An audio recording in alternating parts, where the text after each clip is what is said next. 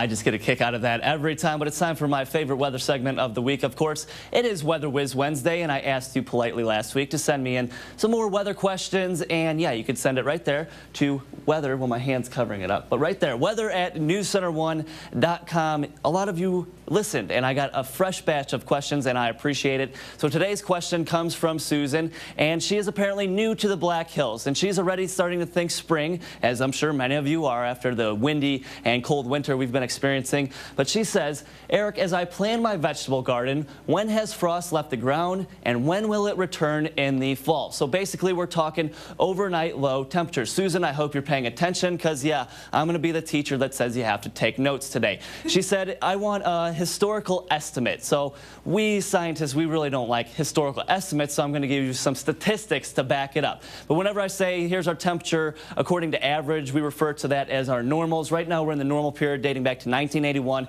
to 2010. So this is where my historical estimate, basically statistics, are going to come from. We get frost on the ground when it's 36 degrees. A freeze would be considered 32 degrees, and a hard freeze, which basically would kill just about anything at least in the plant department, is 28 degrees or below. So I did some number crunching, and I have to thank one of our state climatologists because he made this really easy for me. But so when you're thinking about planting some seeds in the fall, the last time we'll see a freeze or frost in the past 30 years is going to be broken down into these categories: 90%, 50%, and 10%. And there we have our numbers. So the last spring freeze, 90% of the time over the last 30 years will be on May 14th. That's the last 30 years. The last freeze we will see is on May 14th, and 90% of the time, June 12th. Now, I am a betting man, Susan, so I would say anytime after that, you should be okay. Of course, there's a little bit of a variation. 50% of the time,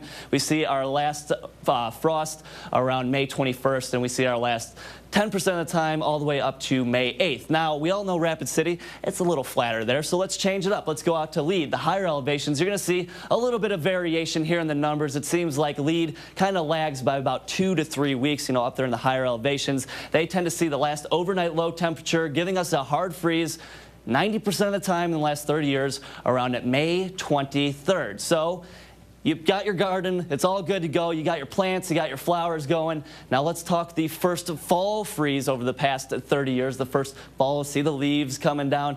Anyway, so the first fall freeze when you would want to take your plants inside or at least protect them in some way, 90% of the time, September 30th is the first time that we will see a frost on the ground, and a hard freeze 90% of the time will come by October 25th. 50% of the time we'll see the first frost, around September 20th, 10% of the time as early as September 10th. And then in Lead, once again, we have some more numbers. You see about 2 to 3 weeks earlier. So the difference between Rapid City and Lead and your vegetable garden seems to be about a 2 to 3 week lag. So Susan, I hope that answers your question, and I wish you the best of luck planting your garden. But you do win a family 4-pack to the Elks Theater, 4 tickets, 2 drinks, 2 popcorns, and a News Center 1 representative